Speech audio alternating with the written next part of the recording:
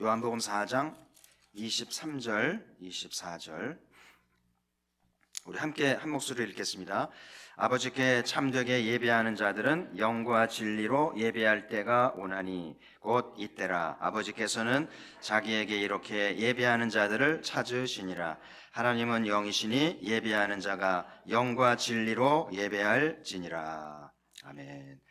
잠시 기도드리겠습니다. 하나님 아버지, 또 주 안에서 명절을 보내며 한 해를 시작합니다.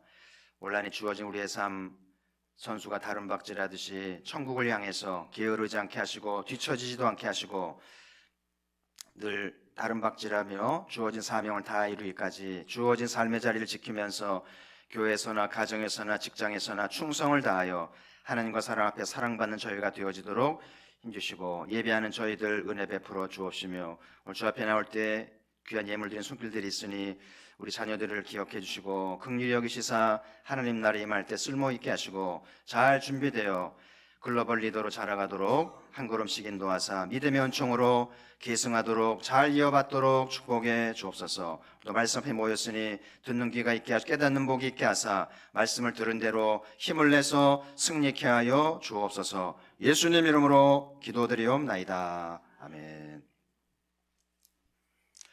이제 새해를 들어서 수요예배 예배에 대해 말씀드릴 예정이고요. 하여튼 제 소망은 수요예배도 그렇고 금요예배도 그렇고 이러다가 우리 다음 세대가 되면 수요예배를 드릴까 또 금요기도회가 유지가 될까 이런 걱정을 하게 돼요. 왜냐하면 애들이 뭐 공부하느라고 수요예배 못 나오잖아요. 거의 뭐 없고요. 금요기도회도 마찬가지고, 그래서 이걸 경험하진 아이들이 바쁜데 살기도 힘든데 예배를 이제 이렇게 없애자고 할까봐 걱정이 되고, 또 명목상 유지하는 것보다는 수요예배는 수요예배대로 또 금요예배는 금요예배대로 뭔가 좀 의미가 있고 참 감동이 있고 축복이 있는 그런 뭔가 살아있는 예배가 돼야 되니까 어떻게 하면 예배를 좀 살릴까 늘 고민을 하면서 여러분들이 같은 마음으로 기도해 주시고요. 뭔가 동참하고 참여해서 예배를 좀 빛낼 줄 알고 예배를 늘 새롭게 멋지게 만들어가는 우리가 돼서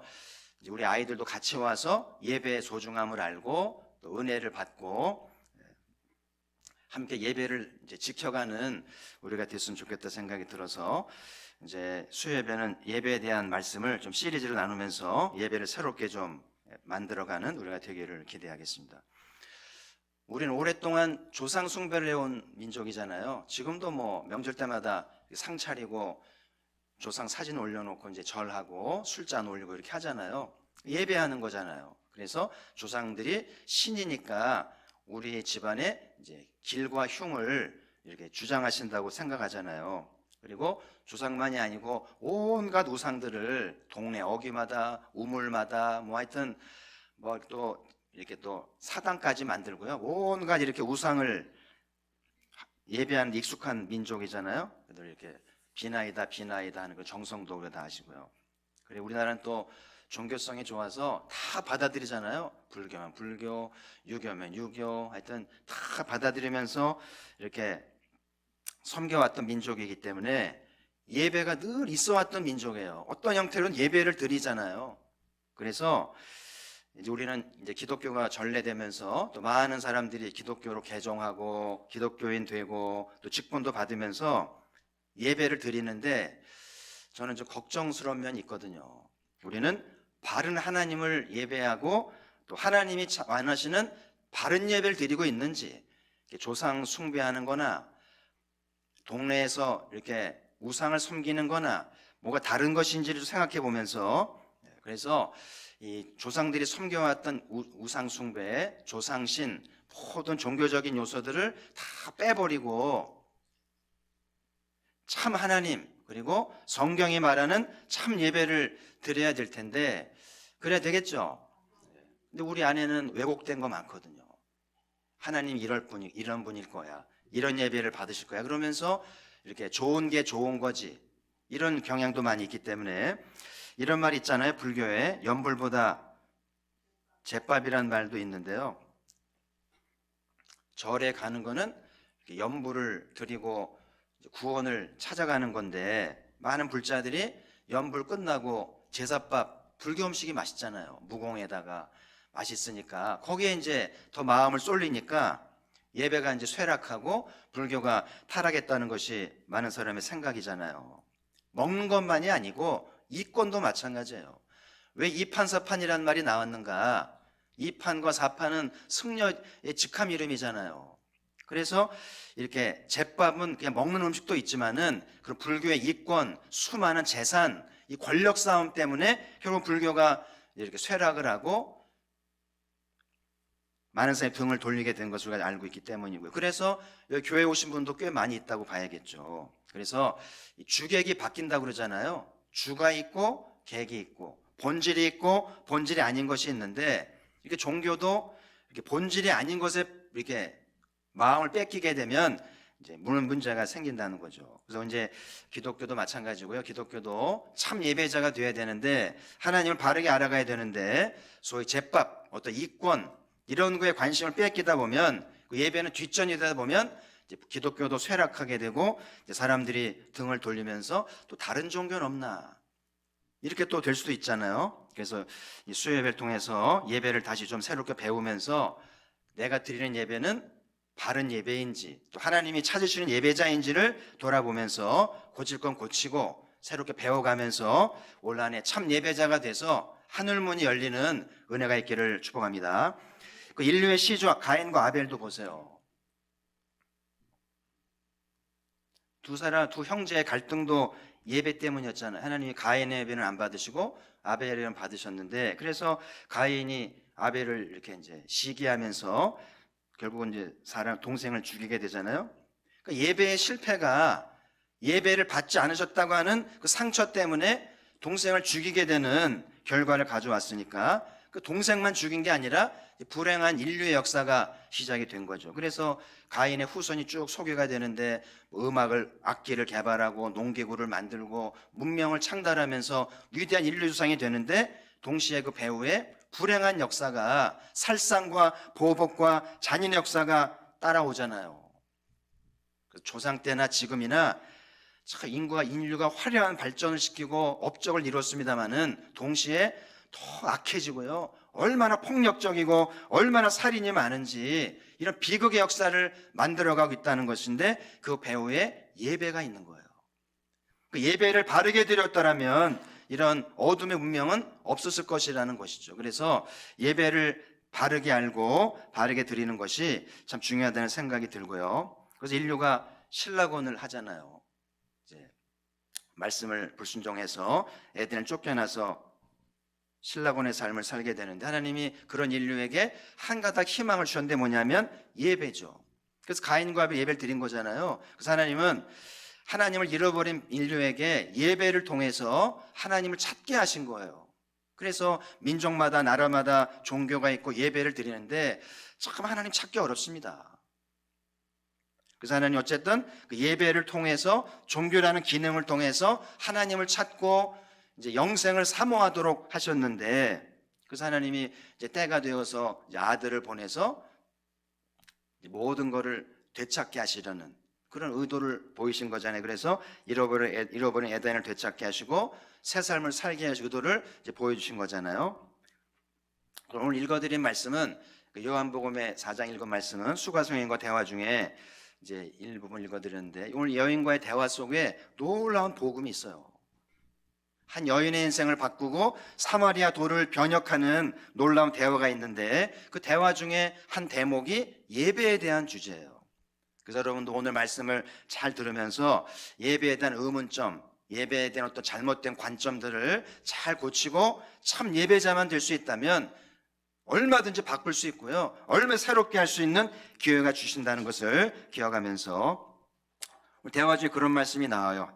예수님께서 하나님은 예배하는 자를 찾으신다.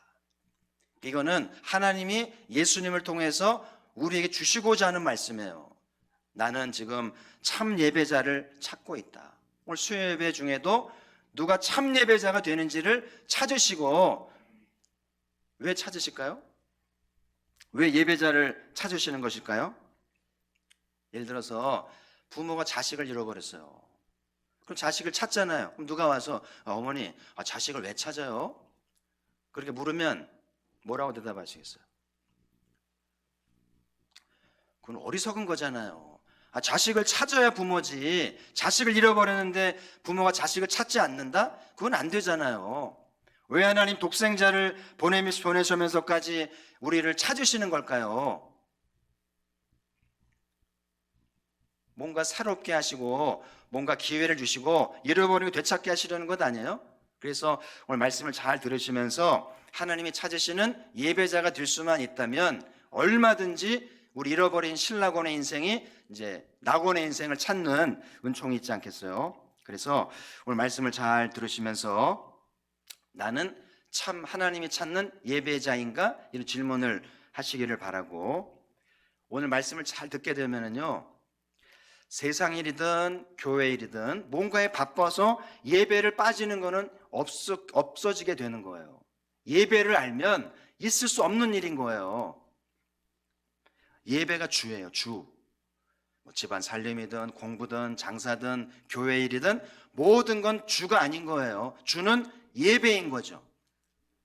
그래서 예배가 뭔지를 알고 참 예배자가 되면, 그 예배가 주가 되면 절대 양보할 수 없고 빼앗길 수 없는 내 삶의 중심이 된다는 거예요. 그래서 우리는 예배를 드릴 때 내가 왜 사는지도 알고 아버지의 은총도 받게 되고요. 그리고 잃어버린 행복도 찾는 거예요. 행복을 딴 데가 찾지 마세요. 돈 많이 벌 행복한 게 아니에요. 행복은 예배자가 될 때, 하나님을 만나서 그 음성을 들을 때 오늘 죽어도 좋다. 할렐루야. 그런 예배자가 되라는 거예요.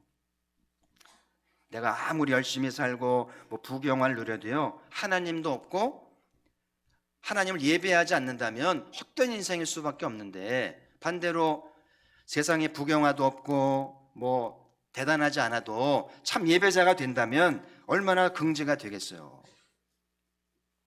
오늘 예수님과 대화 중에 그 유대인들이 가지고 있는 예배에 대한 갈등을 좀 보이는데, 읽진 않았습니다만은 이스라엘이 남과 북으로 분열이 되면서 이제 갈등을 하고 전쟁도 하게 되는데, 그러니까 이제 남쪽은 유다는 원래 예루살렘에서 예배를 드리면 맞는데, 북왕조는 자기들의 예배 처소를 만들어 놓고 단겁에다 예배를 쳐서 놓고 거기서 예배를 드리도록 이제 가르친 거죠. 자기들의 왕조를 유지하기 위해서 예루살렘으로 가서 예배하고 돌아올 수는 없는 거죠. 그러면 사람 다 빼앗기죠. 그래서 자기들의 정권을 위해서 자기들만의 또 처소를 이렇게 합법적으로 만들어서 예배를 하고 제사를 지내왔는데, 오늘 여자가 질문하잖아요. 어떤 게 맞는 거냐?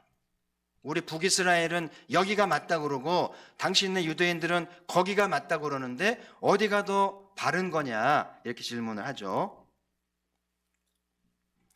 그 히스기야 때 보면 히스기야가 6월절 제사를 지키려고 하면서 북쪽에게 사신을 보내서 함께 6월절 지키자고 하는 제안을 하게 되는 대목이 나오는데, 이런 말씀이 좀 소개가 됩니다. 역대하 30장 10절과 11절을 보시면, 보발꾼이 에브라임과 므낫세 지방 각 성읍으로 두루다녀서 수블론까지 이르렀으나 사람들이 그들을 조롱하며 비웃었더라. 그러나 아셀과 므낫세와 수블론 중에서 몇 사람이 스스로 겸비한 마음으로 예루살렘에 이르렀고, 하나님이 손이 또한 유다 사람들을 감동시키사 그들에게 왕과 방백들이 여호와의 말씀대로 전한 명령을 한 마음으로 준행하게 하셨더라. 오랫동안 남북이 분열되면서 6월절 제사를 제대로 못 지냈는데, 히스기야가 이제 거룩한 마음으로 이제 온 민족이 6월 지키려고 이제 보발꾼을 보냈는데, 많은 이스라엘 사람들이 비웃었다고 그러잖아요. 비웃었고 반응하지 않았는데 그 중에 몇몇 사람들이 겸손한 마음으로 예루살렘에 이르렀다. 그래도 이렇게 소수지만 참 예배자가 되려고 하는 일꾼이 있었음을 생각할 때 소망이 되잖아요. 오늘 여러분이 말씀을 들으면서 내가 몇몇 사람밖에 안 될지라도 참 예배자가 되려는 마음을 갖는 것이 얼마나 소중한지 몰라요. 그래서 하나님 이스라엘에게 희망을 주면서 히스기야 시대에 평화의 땅 시대를 주시잖아요. 오늘 예수님이 이 예루살렘 유대인들은 아는 것을 예배한다, 이렇게 이제 그 정통성을 인정해 주셨는데, 그렇다고 해서 예수님이 사마리아는 틀렸고 유대인이 옳다고 말하지 않았어요. 예수님은 예루살렘도 아니고 사마리아도 아니고 뭐라고 그러셨죠? 21절에 보면 이 산에서도 말고 예루살렘에서도 말고. 한번 따라해 보실까요? 이 산에서도 말고 예루살렘에서도 말고. 이게 참 명말씀이에요. 명말씀. 예수님의 어록 중에 어록입니다. 이걸 깨달을 수만 있다면, 그러니까 이 산이 1번의 길이면 예루살렘은 2번의 길인데, 예수님의 대답은 1번도 아니고 2번도 아니고 제3의 길을 가르쳐 준 거예요. 그래서 우리 신앙생활이 예배를 잘 드리면서 남들이 간다고 따라가지 마세요. 나만의 길이 있는 거예요. 나만의 제3의 길이 있는 건데, 많은 사람이 1번 한 2번에 매여 있거든요. 그게 소위 시비잖아요. 1번이 C면 2번은 B잖아요. 주님의 방법은 시비를 초월해서 제3의 길을 찾아가야 돼요. 할렐루야. 참 예배자가 되면 나만의 길을 찾아가면서 남들이 알지 못하는 행복과 진리를 경험하게 되는데, 그래서 예수님이 1번도 2번도 아닌 3번의 길을 가르치면서 이제 뭐라고 그러신 거예요?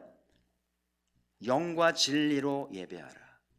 그러니까 장소와 시간과 이런 걸 초월해서 영과 진리로 예배하는 3의 길을 가르쳐 주신 거예요. 그래서 여러분, 이거를 잘 깨달을 수만 있다면 여러분만의 인생을 이제 찾아갈 수 있게 되겠죠. 요한복음 2장에 보면 예수님이 예루살렘을 정통성 있게 예루살렘 방문해 봤는데 예루살렘 성전이 부패했잖아요. 그래서 예수님이 채찍을 들고 정화시켰잖아요. 그리고 이 성전을 헐라고 그러잖아요. 그러니까 예루살렘이 맞긴 한데 틀린 거예요. 희망이 보이지 않기 때문에 예수님이 3의 길을 보여주셨다는 사실을 이제 기억하시면서, 오늘 이 이야기는 남의 얘기가 아니라 이 한반도의 이야기예요. 이 한반도가 남과 북이 분열돼서 지금 힘들게 살고 있잖아요. 북한이 우상을 숭배, 한때는 부흥을 경험하고 하나님을 제일 잘 믿는 사람들인데 오늘날 공산당에게 빼앗기면서 우상을 숭배하고 그렇게 하나님께 죄짓고 있잖아요. 오늘 히스기야 왕이 이렇게 북쪽에 사람을 보내서 예배하자, 이렇게 해서 큰 유월절 예배를 잘 지낸 것처럼 우리 민족도 언젠가 히스기야 왕을 얻을 수 있다면, 그런 지도자가 나온다면 남북이 어우러서 참 예배를 드리면서 하나님 축복을 받는 좋은 날이 오기를 주의 이름으로 소망을 해봅니다. 히스기야 같은 지도자가 필요해요. 그래서 오늘 예수님이 이제 3의 길, 영과 진리로 예배하는 것을 말씀하셨는데, 그러면 그 영과 진리로 예배하는 것은 무엇인가를 오늘 이제 배우려고 하는 거예요. 그래서 두 가지로 나누려고 하는데 잘 들으시고요. 올 한 해 참 예배자가 돼서 주님이 찾으신 바 되고 받을 건 받고 드릴 건 드리는 좋은 한 해가 됐으면 좋겠고요. 자, 첫 번째로 제3의 길인 영과 진리로 예배하는 것은 거듭나는 겁니다. 거듭나는 사람이 돼야 영과 진리로 예배한다는 것을 오늘 기억하시길 바라고요. 그러잖아요. 하나님은 영이시니, 그죠? 하나님은 보이던 영이기 때문에 내가 영으로라야 영이신 하나님 예배할 수 있는 거예요. 근데 우리 영은 어떻게 돼 있어요? 여러분의 영혼은 좀 어떻게 돼 있는 겁니까? 에베소 2장 1절을 보시면 같이 읽어보죠. 시작. 그는 허물과 죄로 죽었던 너희를 살리셨도다. 그러니까 지금 인류의 영의 주소는 죽은 거예요. 허물과 죄로 죽어 있는 거예요. 살긴 사는데 죽은 거예요. 영이 죽어 있기 때문에 하나님을 예배할 수 없거나 왜곡된 예배를 드리겠죠. 자기 쉬운 하나님 믿는 거예요. 근데 하나님이 원하지 않는 것이죠. 그래서 이제 성경은 이렇게 영이 죽어 있다고 말하는데, 영이 죽어서 어떻게 살고 있는 거예요? 2절에 보시면, 에베소 2장 2절을 보시면 어떻게 살았는지를 소개하고 있는데요. 한번 같이 읽어보죠. 시작. 그때 너희는 그 가운데 생하여 이 세상 풍조를 따르고 공중의 권세 잡은 자를 따랐으니 곧 지금 불순종의 아들들 가운데 역사하는 영이라. 전에는 우리도 다 그 가운데서 우리 육체의 욕심을 따라 지내며 육체와 마음이 원하는 것을 하여 다른 이들과 같이 본질상 진노의 자녀이었더니. 이게 우리의 이전의 자화상인데요. 우리 영이 죽으니까 어떻게 사냐면은 세상 풍조를 따르고 공중권세 잡을 따랐다. 공중권세 잡은 자는 마귀 사탄 아니에요? 마귀의 수하가 돼서 마귀를 따르면서, 근데 마귀가 지금 불순종의 아들들 가운데 역사하고 있다. 첨단 사회를 건 이 사회도요, 지금 마귀가 역사하면서 불순종의 아들들, 영이 죽은 영혼들을 사로잡고 이끌어간다는 거예요. 무서운 일입니다. 그러면서 다 욕심대로 살고 지 멋대로 살도록 조종하고 있다고 얘기하고 있잖아요. 이게 영이 죽어 있는 인생들의 자화상이고, 그래서 하나님이 참 예배자가 되려면 영이 돼야 되는데 영이 죽었잖아요. 그럼 예배자가 되면 어떻게 해야 돼요? 영이 살아야 되는 거예요. 영이 살아서 마귀를 물리치고 세상을 쫓지 않고 주님을 따라야 되는데 어떻게 해야 우리 영이 살까요? 오늘 에베소 2장 1절에 그는 허물과 죄로 죽었던 너희를 살리셨도다 그랬잖아요. 어떻게 산다고요? 우리를 살리셨도다 그랬잖아요. 내가 의지적으로 살아날 수 있는 게 아니고 내 노력으로 사는 게 아니고 예수님이 살려주셔야 되는 거예요. 내 죽은 영혼을 살려주셔야 영혼이 살고 참 예배자가 되는데, 예수님이 우리를 살리시려고 어떻게 하신 거예요? 살아나라 얍 그런 거 아니잖아요. 어떻게 하셨어요? 십자가의 길을 가셨잖아요. 그 겟세마네에서 피땀 흘려가면서 피하려고 그랬잖아요. 근데 결국은 순종하셔서 십자가의 길을 가는데 그 사망의 고통을 겪으시잖아요. 그래서 지옥까지 가시잖아요. 그렇게 엄청난 값을 지불하고 우리를 살리신 거예요. 그래서 예수님의 십자가를 통해서 이제 내 옛 자아를, 내 죽은 영혼과 옛 자아를 십자가에 묻고 예수님과 함께 부활하게 되면 새 생명으로 태어나게 되면서 내 영이 깨어나는 거죠. 그러면서 참 예배자가 되는 거예요. 그러니까 거듭난 사람이라야 참 예배자가 된다는 사실이죠. 그래서 거듭남이 없는 사람이 드리는 예배를 종교의식이라고 그래요. 이 수요 예배가 종교의식일 수 있는 거예요. 늘 드리는 종교예식이죠. 그러니까 종교예식이라는 말은 형식으로 드리는 거예요. 그리고 또 하나는 예배를 잘 드리면 구원받을지 몰라. 자기의 종교적인 행위를 쌓는 거죠. 여기서 공로주의가 나오고 탈이 나는 거예요. 거듭난 자의 예배는 달라요. 예배에 충만함이 있고 감동이 있고 변화가 있는 것이고요. 종교의식은 삶과 분리되어 있어요.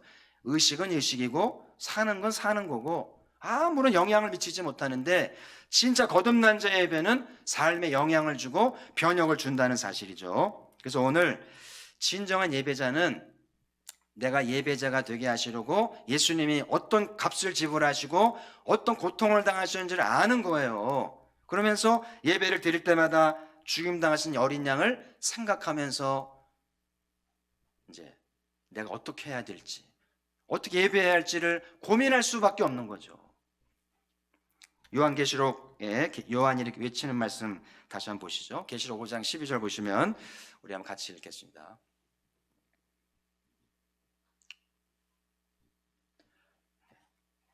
계시록 5장 12절에 큰 음성으로 이르되 죽임을 당하신 어린 양은 능력과 부와 지혜와 힘과 존귀와 영광과 찬송을 받으시기에 합당하도다.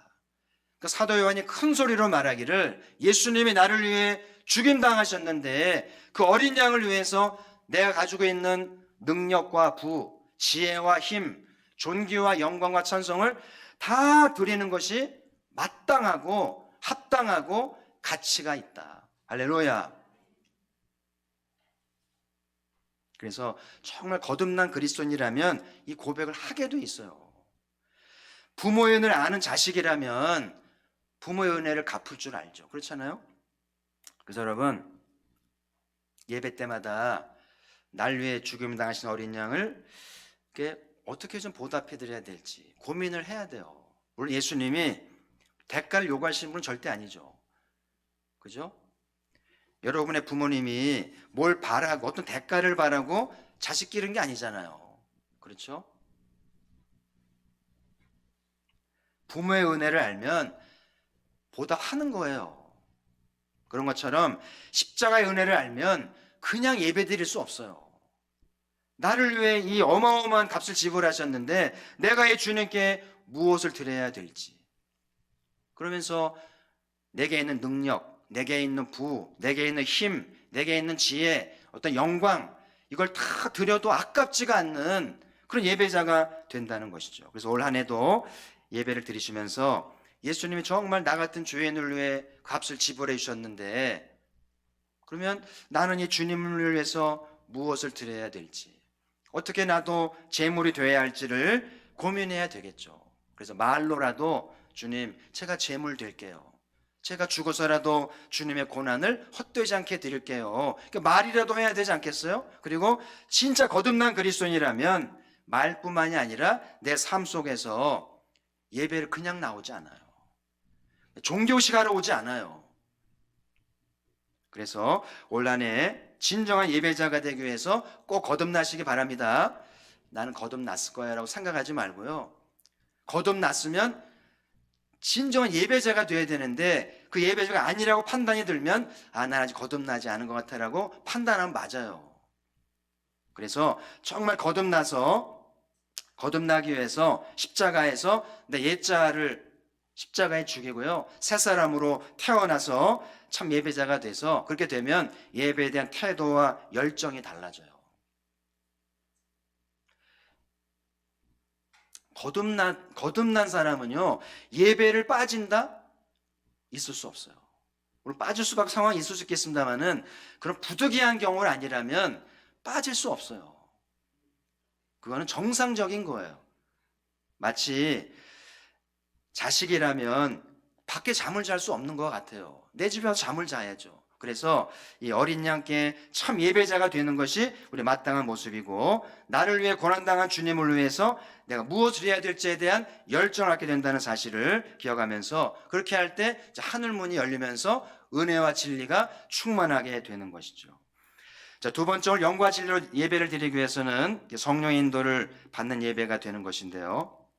지금 말씀드린 것처럼 우리가 거듭난 것도 성령의 도우심이잖아요.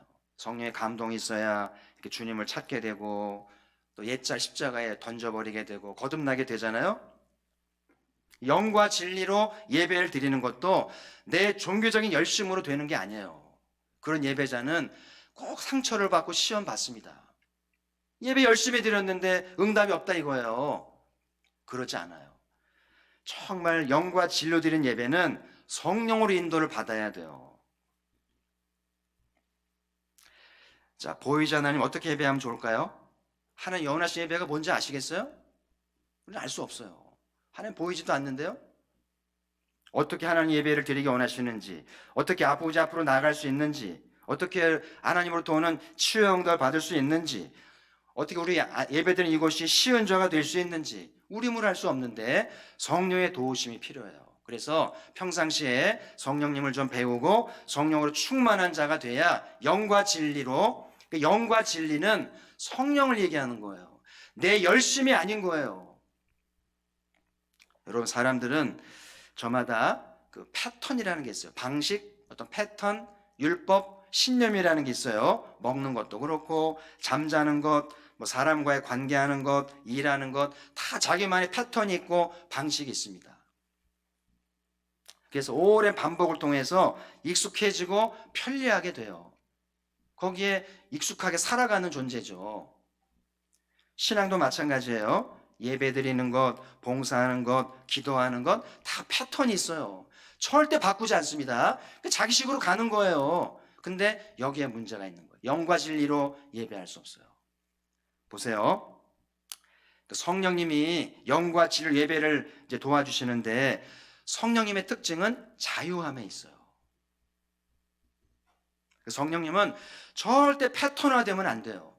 절대 무엇인가에 얽매이면 안 돼요. 법이라든지 규칙이라든지 법도라든지 사람이 만든 어떤 것 절대 얽매일 수 없는 분이 진리이신 성령님이신데, 이걸로 성령님을 제한하면 성령님이 소위 질식하시는 거죠. 우리가 마치 공기가 없는 공간에 갇혀 있으면 답답해하다가 죽잖아요. 그죠? 그런 것처럼 성령님을 패턴화시키면 성령님은 질식하시고 탄식하시다가 떠나시는 거예요.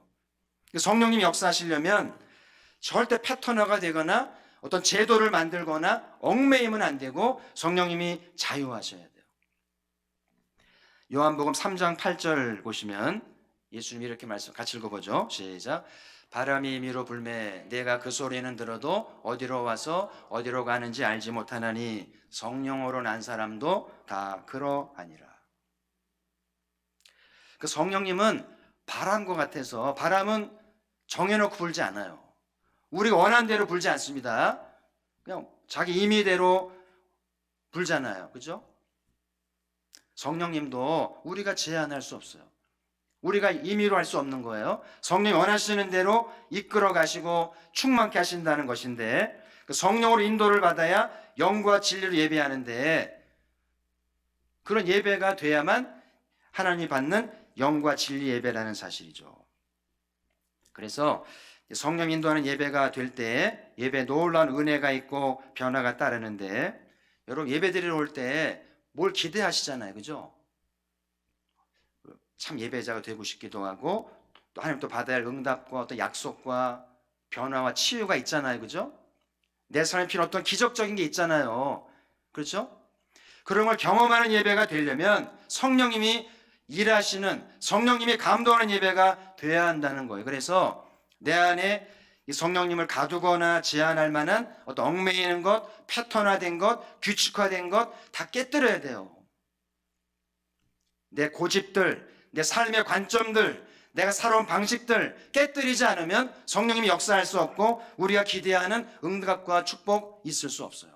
그냥 희망사항일 뿐인 거예요. 그러니까는 뭐 예배 드려봐야 뭐 별것도 없고 뭐. 그 종교의식을 드리니까 시간만 낭비한 거 되니까 흐지부지 되잖아요. 그렇죠? 한 번 예배를 드려도 영과 진리 예배를 드리게 되면 그런 변화를 경험하겠는 거예요. 지금은 은혜와 진리의 시대예요. 조금만 바르게 하면 금방 달라지는 거예요. 할렐루야. 근데 그렇게 예배를 많이 드렸는데 변화를 경험하지 못하는 거는 지금 내 안에 어떤 패턴, 어떤 규칙, 율법, 틀, 이것으로 성령님을 딱 가두어도 성령님이 일하실 수가 없어요. 바람이 불 수가 없는 거예요. 아시겠죠? 우리가 예배를 통해 좀 개인적으로 이런 사모함이 좀 있어요. 예배를 통해 받고 싶은 것들이 있는데 이런 것들이에요. 하나님, 예배를 통해 내가 누구인지 알게 하십시오. 많은 사람이요, 자기의 기질을 몰라요. 자기 적성도 모르고요, 자기 부르심도 모른 채 그냥 살긴 사는데 적성도 안 맞고 길도 안 맞으니까 되는 것도 별로 없고 그냥 답답한 거예요. 그래서 예배를 통해 내가 누구인지 알았으면 좋겠고요, 또 내 재능과 관심사가 무엇인지도 알았으면 좋겠고, 또 그것들을 펼칠 수 있는 기회가 주어지면 좋겠어요. 이 한반도는 기회가 의외로 많이 주어지지 않아요. 나이 때문에, 성 때문에, 자격 조건 때문에. 근데 예배를 드리면 하나님이 내 재능과 관심사를 따라서 기회를 주시기도 해요. 할렐루야. 그 기회를 잡으면 되잖아요. 그렇죠? 그리고 또 필요한 건강이라든지 물질이라든지 어떤 만남이라든지 이런 거를 주시면 좋겠어요. 오늘 가포교회 드리는 모든 예배가 이런 것들을 받아 누리면서 내가 누군지도 알고 내 적성도 알고 기회도 잡고 충만해지는 예배가 되기를 바랍니다. 이 모든 것들이 성령님의 인도하심이 있을 때 누릴 수 있는 예배자의 축복인 거예요. 이런 걸 아니까 예배를 빠질 수 없는 거예요. 얼마나 큰 손해인데요. 그렇죠? 올 한해 이제 여러분 계획도 많이 세우고 일정표도 짜고 했습니다마는 살아오셔서 알잖아요. 인생이 뜻대로 되든가요? 계획한 대로 되든가요? 오늘 저기 병원 갔다 왔잖아요. 돈 들잖아요. 그죠? 예전에 없던 것들이잖아요. 계획한 대로 되지 않아요. 교회 사역도 마찬가지입니다. 뜻대로 되지 않아요. 그래서 어떤 분들은 목사님 그러면 연초에 성령이 충만해가지고 성령이 충만해서 짜면 되잖아요. 그 말이 맞기는 맞는데 그것도 안 맞아요.